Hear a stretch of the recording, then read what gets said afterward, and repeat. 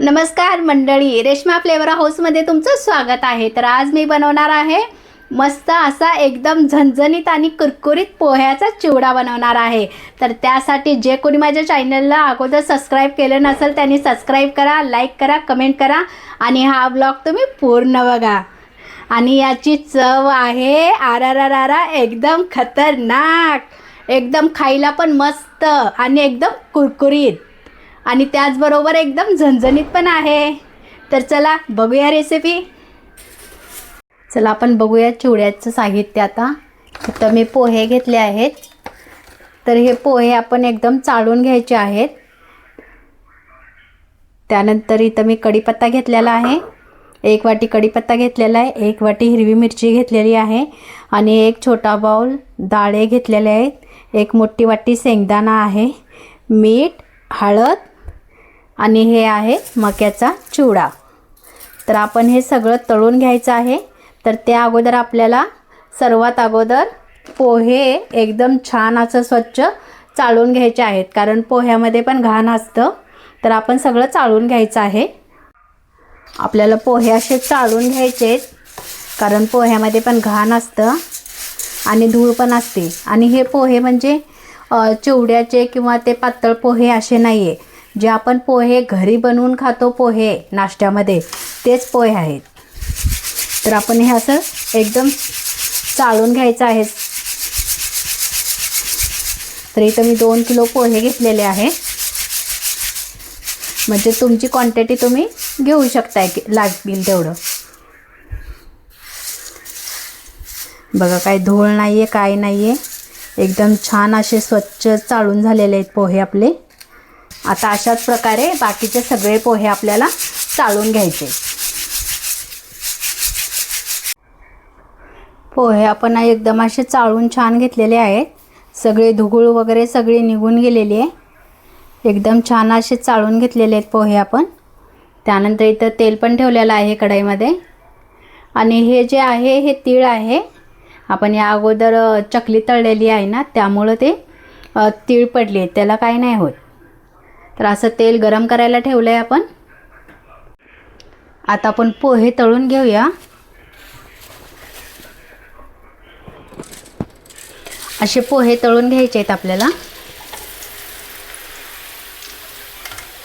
कारण हे तेलामध्ये पसरत नाही आहे।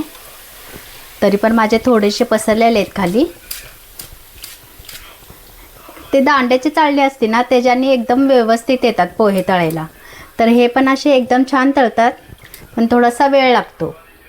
असे तळून घ्यायचे आहेत आपल्याला पोहे।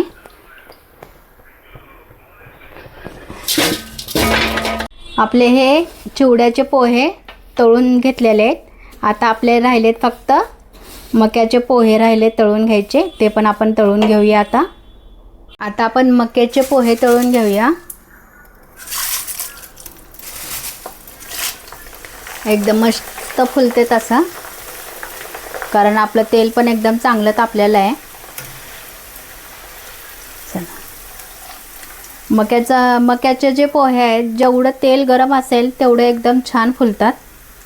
आपण तर पोह्यावरती टाकूया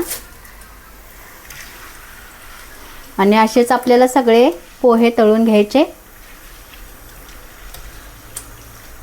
तुम्ही सुद्धा असा चिवडा नक्की ट्राय करून बघा आणि तुम्ही जसं चिवडा बनवताय ते सुद्धा मला कमेंटमध्ये तुम्ही सांगू शकताय। तर चला असेच आपण एकदम पोहे असे मस्त तळून घ्यायचे। ह्यावरती टाकायचे पोह्यावरती, म्हणजे जे काही तेल असेल तर ते चिवड्यामध्ये मिक्स होतं, त्यामुळं पोह्यावरतीच हे तळलेलं टाकायचे। आता आपण डाळे तळून घेऊया। असे लाल एकदम तळून झालेले साईडला ठेवूया आपण। आता हे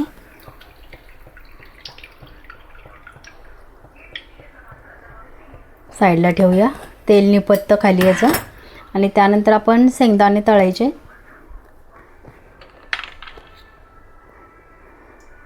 शेंगदाणे पण आपण तळून घेऊया।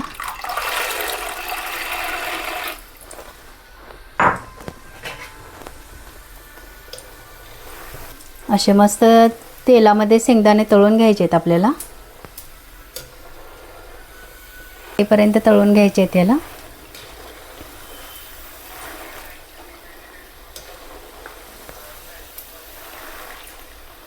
कलर नाही आला अजून. जे आपण डाळ तळून घेतलेली आहे ते आपण ह्यावरती पसरूया.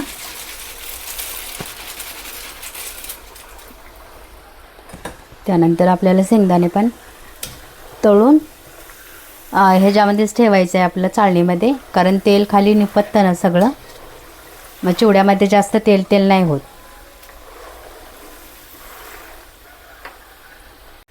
शेंगदाणे तळलेत आपले. आता काढून घेऊया आपण. काढून आपल्याला चाळणीमध्ये ठेवायचं आहे, कारण तेल सगळं खाली निपटून जातं, जास्त तेल राहत नाही आहे. आपण काढून घेऊया आता. हे सगळेच एकदम छान असे लाल भाजलेले आहेत शेंगदाणे, कारण जास्त पण भाजलं शेंगदाणे तर कडू कडू लागतात, करपतात ना जास्त, त्याच्यामुळं कडू लागतात. आता आपण कढीपत्ता पण तळून घेऊया. कढीपत्ता उडतो जास्त, त्यामुळे आपण कमी करूया गॅस. असा मस्त कढीपत्ता तळून घेऊया.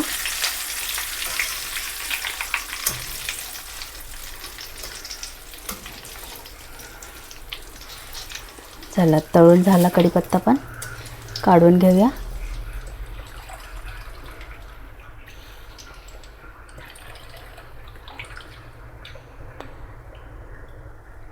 हे आपण डायरेक्ट ह्याच्यावरतीच असं पसरवूया. तुम्हाला कोथिंबीर टाकायची असेल तर तुम्ही कोथिंबीरसुद्धा टाकू शकताय.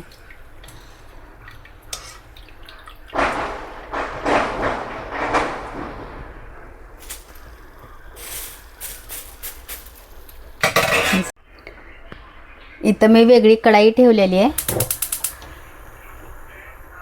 आपण यामध्ये आता मसाला करून घ्यायचा आहे. कढईमध्ये तेल टाकूया. त्यानंतर टाकूया आपण हिरवी मिरची,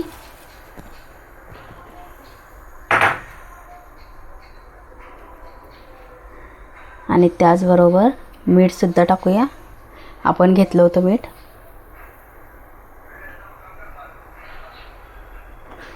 तर आता हे चांगलं व्यवस्थित आपल्याला कढू द्यायचं आहे.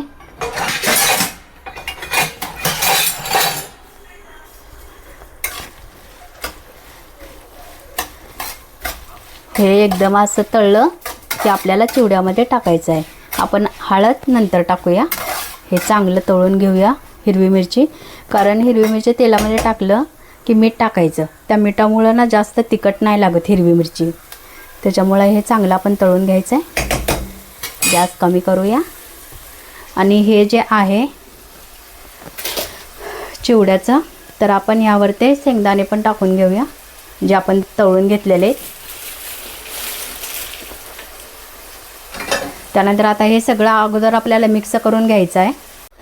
तर आपल्याला हे सगळं मिक्स करून घ्यायचं आहे, कारण खाली जे पोहे आहेत, त्यानंतर मक्याचे पोहे आहेत, हे शेंगदाणे, हे सगळं आपल्याला मिक्स करून घ्यायचं आहे. त्यानंतर आपल्याला ह्यामध्ये हळद, मीठ आणि हिरवी मिरचीसुद्धा टाकायची आहे. तर आपण मिक्स करूया हे सगळं.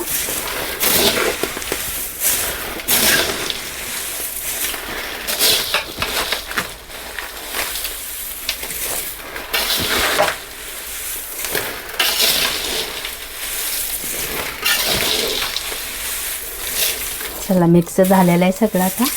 आता यावरती आपण मिरची वगैरे आपण मसाला बनवला आहे ते आपण ह्याच्यावरती टाकून घेऊया.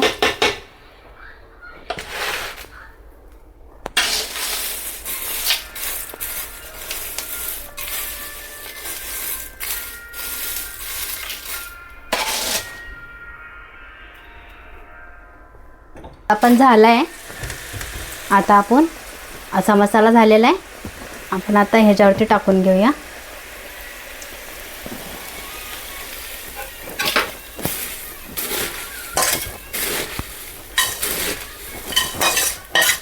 गरम आहे तोपर्यंतच ह्याला फिरवून घ्यायचं आहे.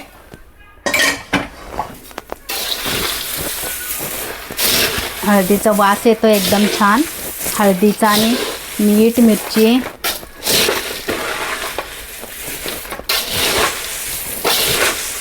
चला आपण असं एक हाताने एक चमच्याने फिरवून घेऊया, कारण आपलं जे टोप घेतलेलं आहे हे एकदम लहान आहे आणि आपला चिवडा जो आहे एकदम जास्त आहे. तसं जमत नसेल तर आपण एखादा छोटा प्लेट पण घेऊ शकतोय, जणू करून आपल्याला गरम नाही लागत.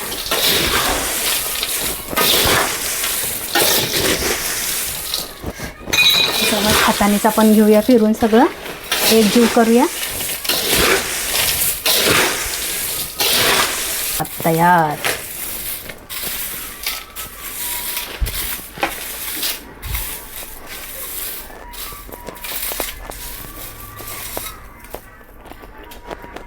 मस्त झालेला आहे चिवडा आपला, बघू शकताय तुम्ही. एकदम असा सगळं मिक्स पण झालेला आहे ह्याला जास्तीचा.